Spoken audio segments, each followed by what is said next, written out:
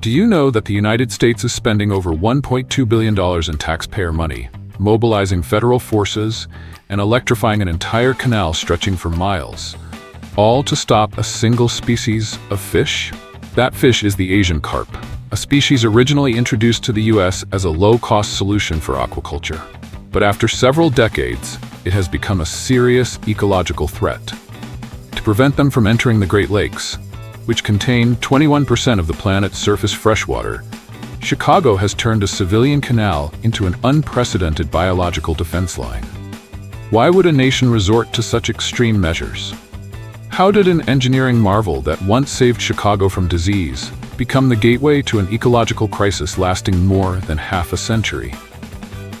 To understand this, join Terran Works in tracing the journey of the canal that altered the course of nature and inadvertently changed the fate of an entire continent.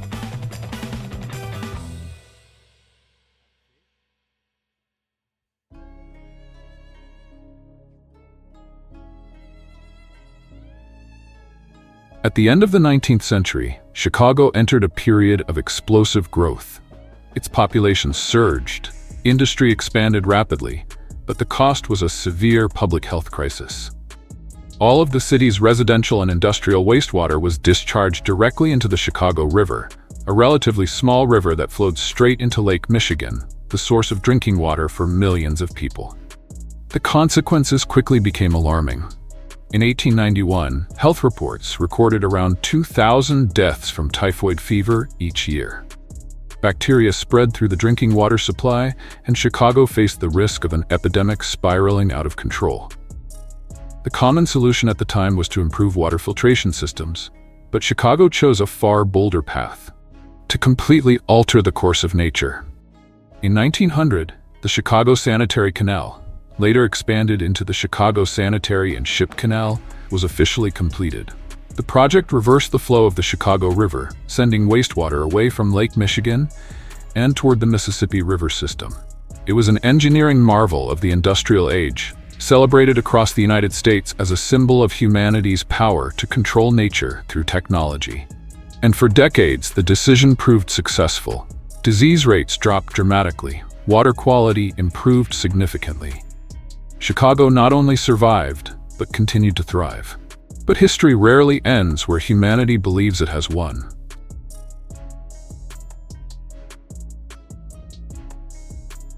Before the canal existed, the Great Lakes and the Mississippi River Basin were separated by a natural biological boundary. For thousands of years, fish, mollusks, and microorganisms in these two systems evolved along entirely separate paths, never intersecting. The Chicago Sanitary and Ship Canal erased that boundary in just a few decades. For humans, it became a vital transportation corridor. Each year, about 660 million tons of cargo, from wheat and steel to coal and energy products, moved through the canal, sustaining a vast regional economy. But in biological terms, it meant something entirely different. An artificial highway connecting two worlds that had once been isolated. At first, nothing seemed unusual. No large organism immediately triggered catastrophe. But ecology does not operate on the timeline of politics or economics. It does not explode overnight. It accumulates, slowly, quietly, and relentlessly. Once the boundary was broken, the question was no longer whether an invasive species would appear, but when it would happen. And the answer arrived in the 1970s, from a seemingly harmless decision made thousands of kilometers away from Chicago. In the 1970s, fish farms in the southern United States began facing a familiar problem: rising operating costs, while plankton overgrowth polluted ponds and reduced productivity.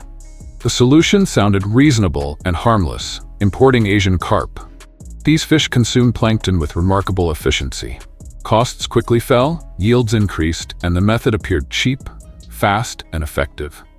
What no one fully accounted for, however, was their ability to escape into the wild.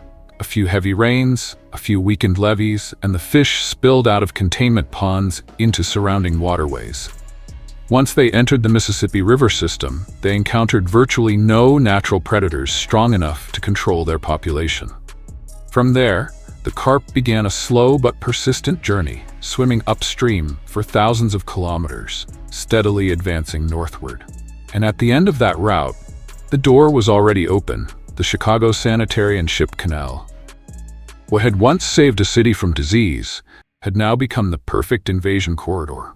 By the time authorities grasped the scale of the problem, the carp were no longer a handful of stray fish, but an entire biological army advancing toward the most important freshwater system in North America.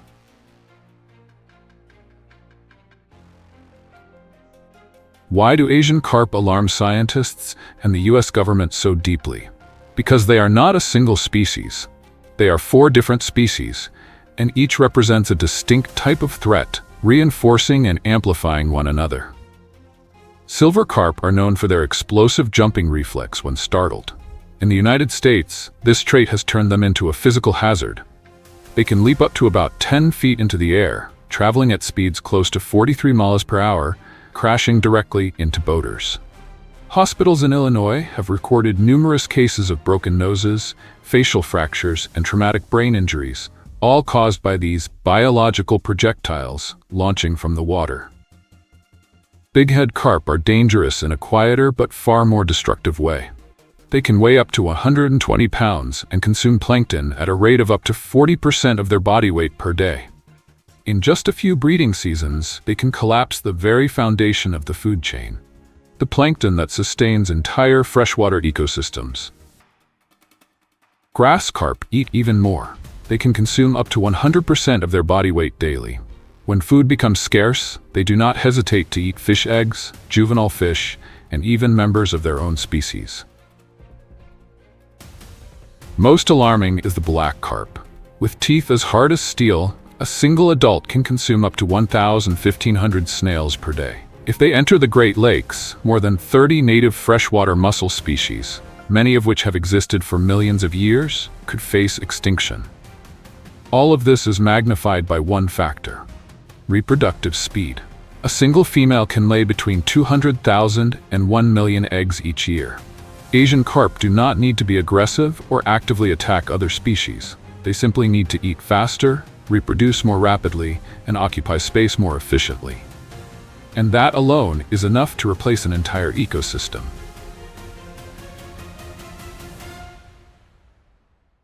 And yet, Asian carp only truly became a nightmare when their destination was no longer just a river, but the Great Lakes, the most vital freshwater system in North America.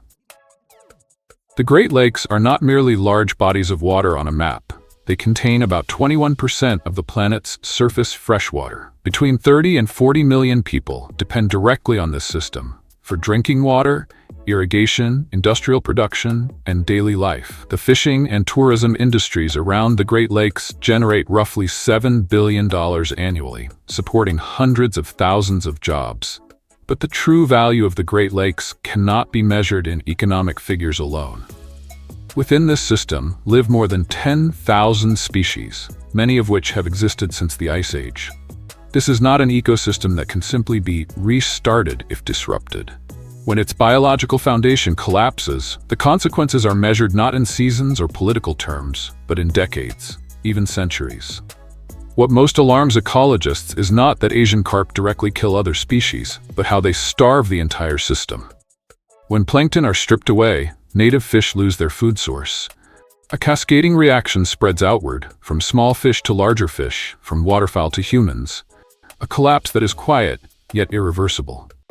That is why, if Asian carp were to pass through Chicago and enter the Great Lakes, it would no longer be merely an environmental issue. It would be a threat to North America's freshwater security. And when that risk became unacceptable, the US government made an unprecedented decision. On December 3, 2009, Chicago sealed off the entire Chicago Sanitary and Ship Canal, as if it were the scene of a federal crime. Armed police lined both banks. The U.S. Army Corps of Engineers deployed electrical cables, specialized equipment, and rapid response teams. The city was not confronting a natural disaster. It was preparing for an unprecedented biological intervention. Approximately 400 workers were mobilized. The chemical rotenone was released into the water, and electric barrier systems were activated, turning the canal into a hostile environment for aquatic nervous systems. Within minutes, fish surfaced, disoriented, then rolled over with their white bellies exposed. When the operation ended, 55,000 pounds of fish had been removed from a 5.6-mile stretch of canal at a cost of roughly $3 million. 6 months later, the operation was repeated. This time, nearly 999,000 pounds of fish, representing 40 species, were removed, one of the largest aquatic eradication efforts in U.S. history.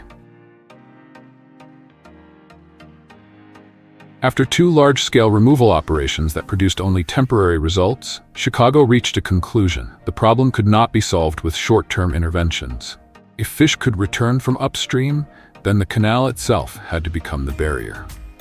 And this time, the barrier would not be temporary. The solution was to permanently electrify the Chicago Sanitary and Ship Canal. A 3-layer electric barrier system, installed in 2002, 2009, and 2011, operates 24 hours a day, 7 days a week, with no shutdown periods and no maintenance breaks. The goal is not to kill the fish, but to directly disrupt their nervous systems, causing disorientation and muscle contractions that force them to turn back before advancing further. The consequence of this decision was the creation of a zone unlike any other in the United States. The stretch of canal containing the electric barrier became the only place in the country where, if someone falls into the water, no rescue team is permitted to enter. The reason is purely physiological. Water conducts electricity better than the human body. Electrical pulses repeated every 2.5 milliseconds are strong enough to lock muscles, trigger cardiac arrhythmia, and prevent the lungs from expanding to breathe. This is not merely an engineering solution. It is a deeply controversial ethical decision, accepting a stretch of water where human life is no longer the absolute priority in order to protect the ecosystem beyond it.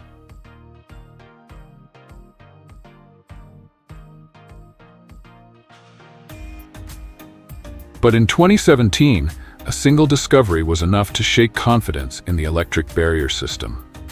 Near Lake Calumet, researchers detected an adult Asian carp on the protected side of the barrier, not an egg or a larva, but a mature individual capable of reproduction.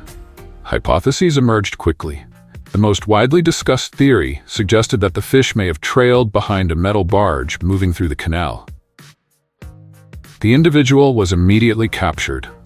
Tissue samples were analyzed and DNA tests were conducted. The central question was whether it had already reproduced. The findings showed no evidence of an established breeding population. Yet the greatest damage was not biological, it was psychological. If a fully grown carp could bypass a system considered state-of-the-art, no one could confidently say it was an isolated case. The event forced the United States to confront an uncomfortable truth. In ecology, there is no such thing as an absolute barrier. And once the electric wall was no longer seen as the final answer, another question began to surface. Is there any other path forward? After the 2017 incident, the question was no longer whether action should be taken, but how far that action should go. Canada warned that if Asian carp reached Lake Erie, the damage could total tens of billions of dollars and threaten more than 75,000 jobs. Several extreme solutions were proposed, including permanently closing the Chicago Canal or building a ship lift system similar to the Panama Canal. But the economic costs were staggering, potentially causing up to $4.7 billion in annual losses. In the end, the United States chose the Brandon Road Interbasin Project, a mega project estimated at roughly $1.2 billion. The objective is not to kill the fish, but to make them unwilling to move forward. The system combines multiple deterrents: a curtain of carbon dioxide bubbles that makes it difficult for fish to breathe, high-frequency sound barriers that trigger panic responses, a barren concrete channel with no food sources, and finally an electric field even stronger than the one in Chicago. If fish still attempt to push through, engineered water currents are designed to force them back downstream. It is the most complex biological defense system ever constructed in North America. Asian carp are not monsters. They have no malicious intent. They are simply doing what biology allows them to do: eat, reproduce, and adapt within a system created by humans. The true danger in this story is not the fish, but the chain of human decisions. Each decision made sense at the time it was taken.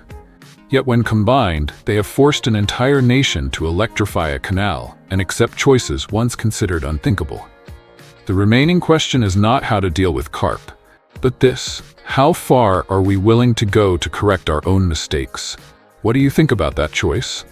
Leave a comment and subscribe to continue exploring these stories with Terran Works in the next videos.